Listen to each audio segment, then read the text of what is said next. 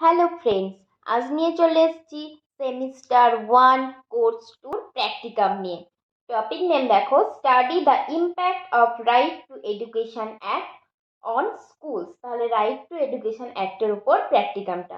তাহলে প্রথমেই দিয়ে দিচ্ছি ফ্রন্ট পেজ, এরপর পেজে কোর্স নাম্বার এবং টপিকের নেমটা দিয়ে দিয়েছি। তারপর দেখো অ্যাকনলেজমেন্ট। আবারও বলে দিচ্ছি, যদি কলেজ থেকে কোনো সার্টিফিকেট দিয়ে থাকে তাহলে সেই সার্টিফিকেটটা দেওয়ার পরেই দেবে সূচিপত্র। তারপরে চলে যাব ভূমিকা।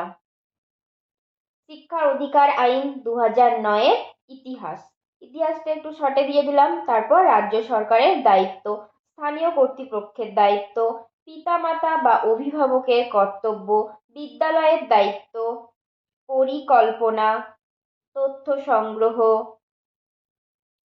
ছাত্রছাত্রীদের জন্য প্রশ্নাবলী।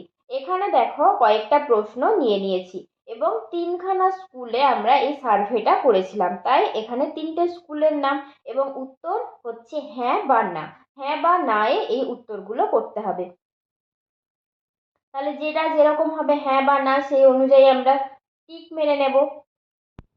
তারপর শিক্ষকদের জন্য প্রশ্নাবলী, এটাও সেই একই রকম ভাবে করে নিয়েছি। তারপর দেখো প্রথমে একটা স্কুলের নাম নিয়ে নিলাম।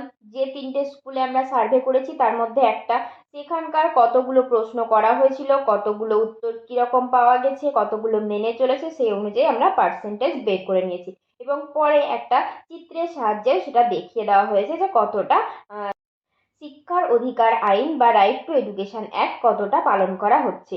পরবর্তীতে আরো একটা স্কুল নিয়ে নেওয়া হয়েছে, একইভাবে ক্যালকুলেশন করে নিয়েছি। তারপরে 3 নাম্বার স্কুলটা, সেটা একইভাবে করে নিয়েছি। এরপর সিদ্ধান্ত, সিদ্ধান্তের পরে উপসংহার। তারপর প্রত্যেকটা প্র্যাকটিকামের মতো সহায়ক গ্রন্থ তালিকা বা রেফারেন্স কোন কোন বইয়ের সাহায্য আমরা নিয়েছি। তারপর সিগনেচারের পেজ দিয়ে আমরা প্র্যাকটিকামটা শেষ করে। যদি ভিডিওর কোথাও কোনো কিছু বুঝতে অসুবিধা থাকে তাহলে কমেন্ট করো, আমি পিডিএফ শেয়ার করে দেবো।